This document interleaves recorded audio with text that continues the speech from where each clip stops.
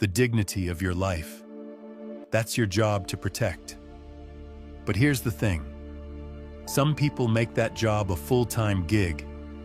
You know the ones. They slip in a sarcastic comment at dinner, take a cheap shot during a meeting, or crack a joke that somehow leaves you feeling about this big. And in that moment, there's that silence, that burning feeling in your chest. You smile like it's fine, but deep down, you're wondering, why? Why me? Do I look like the official punching bag? You don't, and it's not you, it's them. And today, I'll tell you why they do it. 6 reasons, in fact. More importantly, I'll show you how Stoicism, yes, ancient wisdom from guys in togas, can help you rise above it. No yelling, no revenge plots. Tempting, but no. Just calm clarity and unshakable self-respect. So if you're tired of swallowing your pride and ready to stand tall, comment yes, hit subscribe, tap that bell, and let's dive in. Reason 1. They sense weakness. Some people test boundaries the way predators test prey. They don't announce themselves. They watch, they wait. And the moment they sense hesitation, the second they see you doubt your own worth, they move in. They strike where it hurts. Sometimes with a comment that seems casual, sometimes with a joke that cuts deeper than you care to admit. And if you let it pass, if you sit there in silence, pretending it's fine, they take it as an invitation to go further. They don't stop on their own. They stop when you show them you're not the person they thought you were. I remember a time early in my career when I worked under a manager who had a sharp tongue. Not the witty kind, the cruel kind. The kind that found your insecurities and pressed on them like a bruise you thought you'd hidden.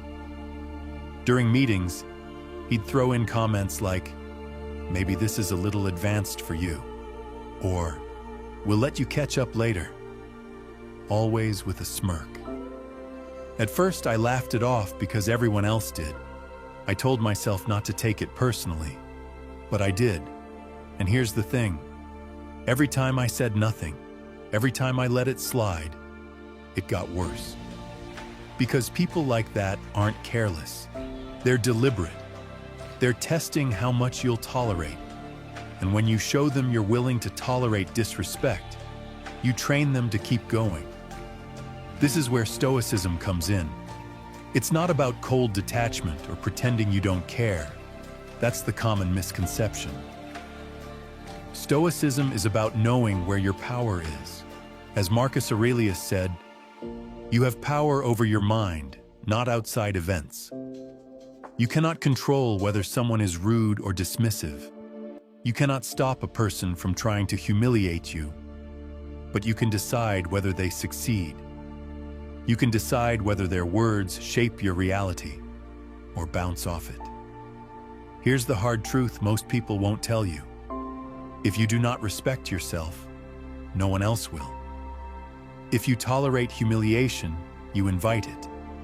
Not because you deserve it, but because you've signaled that you'll accept it. Humans are wired to test hierarchies. We all do it, consciously or not. Some people push to see where your line is, and if there's no line, they assume they can walk all over you. It's not always about malice, it's about opportunity, and they'll take it until you take it back. What I learned, what I want you to understand, is that standing up for yourself doesn't always look like confrontation. It's not about fighting or shouting.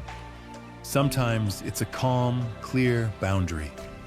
It's choosing not to laugh when a joke is at your expense.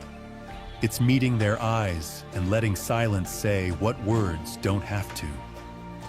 It's removing yourself from rooms where you're not respected, without apology or explanation. That's Stoic strength. Not because it's emotionless, but because it's disciplined. You have to protect your dignity. Not because others will do it for you, but because it's yours to defend. And the moment you do, something changes. People sense it. The ones who used to test you hesitate. They move on, often quickly, because they're looking for an easy target. And you're not it anymore. You don't have to explain yourself. You don't have to justify your boundaries. You just have to hold them. And here's where the lesson gets deeper. The respect you gain when you stand tall isn't just from others. It's from yourself. You start to believe in your own strength. You start to trust that you can handle whatever comes your way. Not by controlling the world, but by mastering your response to it. That's what Stoicism offers you. Not a shield to hide behind, but the armor to walk through life upright, unshaken, and dignified. Reason 2, they want control. Humiliation is one of the oldest tools of control. It's subtle at times, sharp and obvious at others. But the purpose is always the same: to make you small so someone else can feel big. When someone publicly shames you, when they throw a cutting remark across a room or expose something personal they have no right to, they are trying to take something from you: your power, your voice, your dignity. They want to see you shrink, because if you shrink, they can stand taller in comparison. But here's the thing most people don't understand. The person who humiliates others is often carrying their own brokenness. They feel powerless in their own life. And instead of confronting it, instead of healing, they reach for the easiest way to feel strong, by making someone else feel weak. I remember working with a colleague who always found a way to put people in their place, often with a laugh, as if that somehow made it acceptable. One afternoon, during a team meeting, I presented an idea I had worked on for weeks.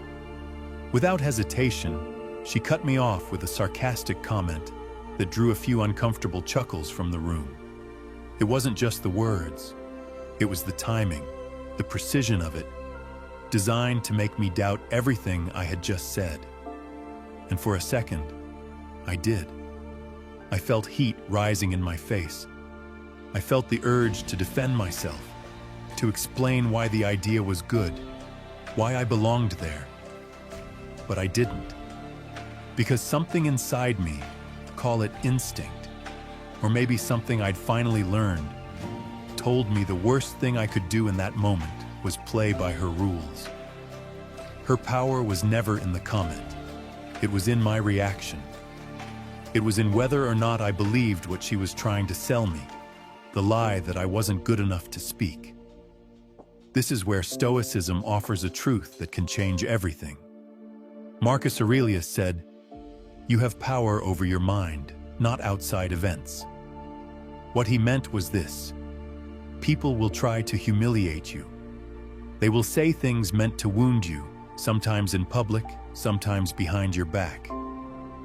You cannot stop them from trying, but you can refuse to let them succeed. They cannot control your mind unless you hand them the reins. When you realize that, when you stop believing the lies they feed you about your worth, their power evaporates. A person who refuses to believe in their own inferiority cannot be humiliated. And that's not because they fight back or get the last word. It's because they know who they are. You can't tear down someone who's built their sense of self from the inside out. You can't silence a person who doesn't need the approval of a crowd to know their value. If you take one thing from this, let it be this: humiliation only works when you allow someone to convince you that you deserve it. You don't, and you never did. The people who rely on humiliation as a weapon are showing you who they are. But you, by how you respond, will show them who you are. And if you choose clarity over confusion, dignity over defensiveness, and mastery over your own mind, you'll find they lose interest. You are not prey. You are not small. You are someone who cannot be controlled, because you control yourself. That's the power Stoicism offers you. Not a shield to protect you from hurtful words, but a mindset so clear and strong that those words pass through like wind through open hands. There's nothing to hold on to when you refuse to give them weight. Reason 3. They envy you. This may be the hardest truth to accept, but it's one you need to hear. Sometimes people humiliate you not because there's something wrong with you, but because there's something deeply unsettled within them. And the very qualities that make you admirable, your strength, your character, your success, become the source of their discomfort. When you stand tall, when you carry yourself with quiet confidence, when you live by principles they abandoned long ago, it forces them to confront everything they lack. And instead of rising to meet that standard, they choose the easier path. They tear you down, not to correct you, but to silence the reminder that they have stopped trying to be more. Psychologists call this malicious envy. It's a darker, more destructive cousin of the basic envy we all feel from time to time. Studies in emotional psychology have shown that malicious envy often triggers what's called schadenfreude, a perverse sense of satisfaction when someone they envy stumbles or falls. They want to see you as less because your presence, your achievements, make them feel like less. But they won't tell you that. Instead, they will find ways to belittle you, undermine you, humiliate you in front of others. Not because they see you as weak, but because they know you are not. Seneca understood this deeply when he wrote, "It is not the man who has too little, but the man who craves more, that is poor." A person can have everything and still live in poverty if their soul is starved for peace.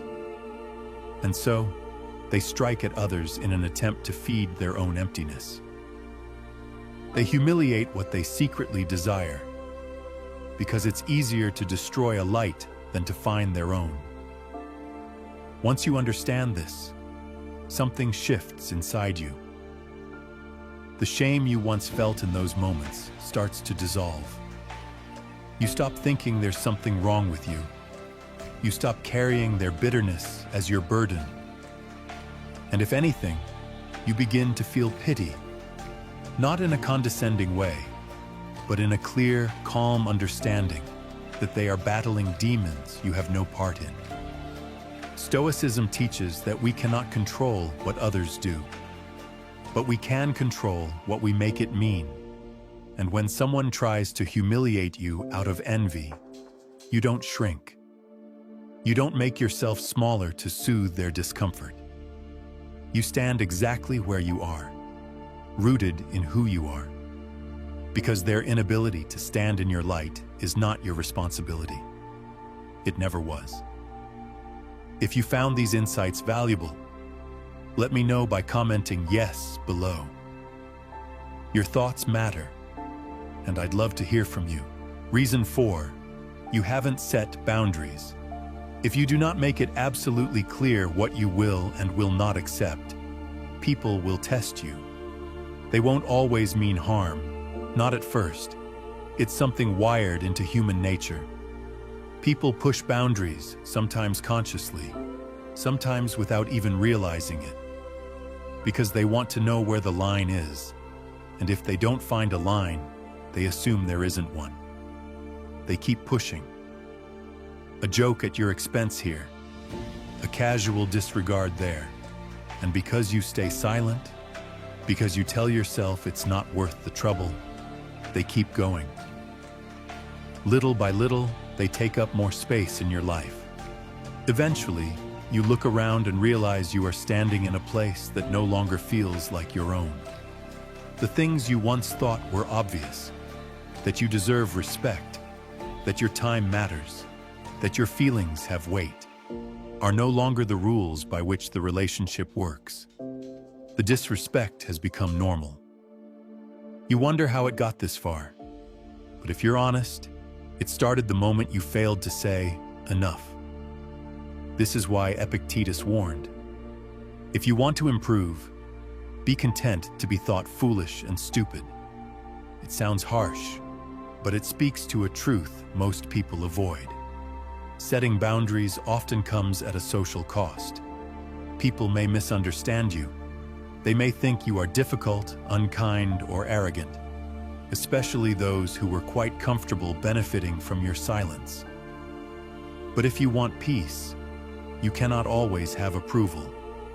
You cannot seek both. Stoicism teaches us that peace is not the absence of conflict, but the presence of discipline. Peace is knowing where you stand and refusing to move from that spot, even if it means standing alone. Look at the example of Oprah Winfrey. Early in her career, as a young reporter working for a television station in Baltimore, she was told she was unfit for television. Her producers criticized her appearance, her weight, and even the way she spoke. There was pressure to conform, to change who she was in order to fit the mold they had decided was acceptable. It would have been easy to bend, to become what they told her she should be. But instead, she drew a line. She refused to change her authentic self in order to gain the approval of people who couldn't see her worth. Eventually, she was fired from that news position. Some might have seen that as proof she was wrong, but she didn't. Oprah understood what Epictetus was teaching. Sometimes you must be willing to be thought foolish or stubborn, to risk rejection in order to hold true to your values. And we know how her story turned out. Oprah went on to build an empire rooted in authenticity, empathy, and self-respect. She became one of the most respected and influential figures in the world. Not because she bent to fit into someone else's definition of worth, but because she held her ground when it mattered most. That is the essence of Stoicism. You do not set boundaries because others will like you more. You set them because you respect yourself. And when you do, when you calmly and consistently hold those boundaries, people either learn to respect them or they leave. Either outcome is peace. But it's not easy. It means being willing to be seen as foolish or difficult by people who only understand relationships built on silence and sacrifice. True dignity often comes with solitude, but it is a solitude that breeds strength, not weakness. And when you live from that place, when self-respect becomes your foundation, the world adjusts. Those who stay know where the line is, and those who can't accept it, they are no longer your concern. Reason 5. They seek an audience. Humiliation rarely happens in private. It feeds on witnesses. The weak often gather a crowd, not for support, but as silent accomplices in their cruelty. They need an audience to give their actions weight, because without it, their power feels empty. You've seen it happen. Maybe it was in a conference room when someone in charge decided to cut down a colleague, not for a mistake, but to remind everyone who held authority. Or in school when a group ganged up on one quiet kid, not because he was guilty of anything, but because he was an easy target. The one being humiliated isn't chosen because they're weak. They're chosen because they're alone. That's how bullies work. They find those standing alone and test if they can make them kneel. The crowd makes it worse. There is an uncomfortable truth about human behavior. People in groups are easier to manipulate. Psychology calls it de-individuation, the process where people lose their sense of personal responsibility in a crowd. They will laugh when they don't want to laugh. They will stay silent when they should speak, because the fear of becoming the next target silences them. The one who leads the humiliation knows this. They rely on it. Their cruelty becomes a kind of performance, using another person's shame to entertain those too frightened to step in. But what looks like power is, in truth, weakness. A person who must rally others to their side in order to humiliate another is already showing you who they are, someone who cannot stand on their own. Think of Marcus Aurelius, Emperor of Rome, one of the most powerful men in history, surrounded by senators, generals, and advisors who bowed in his presence. And yet, Marcus was famous for his humility and restraint. He didn't humiliate or berate others to show his power. In fact, he often reminded himself that the crowd's opinion was worthless if it came from those who lacked understanding. He wrote, "The opinion of 10,000 men is of no value if none of them know anything about the subject." Marcus Aurelius knew that the crowd's approval was fickle, hollow, and often driven by fear, not wisdom. True strength didn't require a chorus of voices to validate it. There is a lesson here. When someone tries to humiliate you publicly, their greatest weapon isn't their words. It's the reaction of the crowd. They want you to feel isolated, to believe that the laughter or silence of others is proof that you've lost. But their laughter is hollow. Their silence is fear, and you owe them nothing. Not an explanation, not a defense, not a piece of yourself. The Stoic path teaches you to stand with dignity, even when surrounded by cowards. To be willing to walk alone rather than follow the crowd. To understand that people who need an audience to feel powerful are never as strong as they pretend to be. And you don't need an audience to know your worth. You don't need the approval of those who cheer for the one with the loudest voice.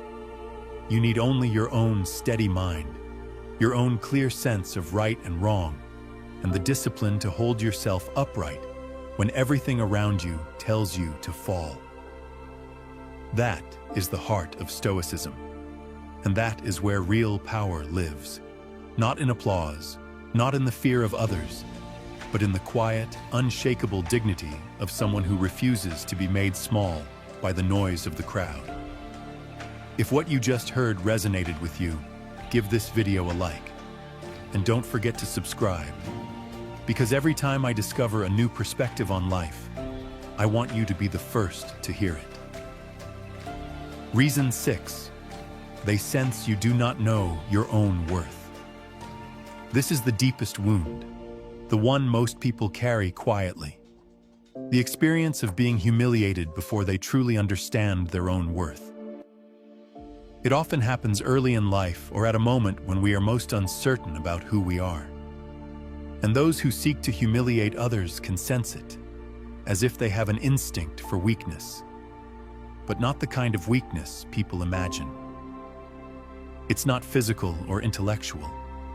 It's the weakness of a person who has not yet recognized their own value. Because if you knew who you were, if you were rooted in it, you wouldn't allow anyone to degrade you, not because they wouldn't try, but because it wouldn't land. The insult, the joke, the dismissal would bounce off something solid inside you. Without that sense of self, though, you become vulnerable to the approval and disapproval of others. You bend in the wind of their opinions because you haven't yet decided which way to stand on your own. Epictetus said, "No man is free who is not master of himself." It's a line worth reading twice. Most people think freedom comes from circumstance, status, money, reputation. But real freedom begins with self-mastery. And self-mastery starts with knowing who you are. When you don't know yourself, the world is full of threats. But when you do, you become untouchable, in a way that has nothing to do with arrogance and everything to do with quiet certainty. Consider Eleanor Roosevelt. As a young woman, she was painfully shy. She came from a family that was powerful and deeply dysfunctional. Her mother openly mocked her appearance, calling her granny because of her perceived homeliness. She lost both parents before she was a teenager and was raised by a family that never let her forget how small they thought she was. She could have lived her entire life carrying those humiliations, shrinking into the background as many expected. But she chose not to. Slowly, through education, through work, through understanding her own moral convictions, she built a sense of self that no one could take away from her. As First Lady, she was criticized harshly, both publicly and privately. Her appearance, her opinions, her activism, she was constantly mocked and dismissed by people who felt threatened by a woman stepping outside the role society had assigned her. But she had already done the hard work of deciding who she was. And because of that, the humiliation others tried to lay on her never seemed to stick. She continued to fight for human rights, for justice, for decency, not because people approved, but because she knew what was right. What Stoicism teaches is exactly this: that no one can humiliate you without your consent. That freedom, as Epictetus says, is mastery over yourself. You don't gain it by fighting back against every insult or silencing every critic. You gain it by refusing to give them authority over how you see yourself. When you know your worth, insults become meaningless. Jokes become empty noise. Even admiration doesn't sway you, because your self-respect doesn't depend on whether others recognize it. This is not easy. It takes work.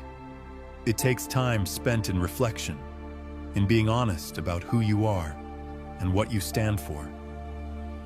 It takes a willingness to stand alone when no one else seems to understand.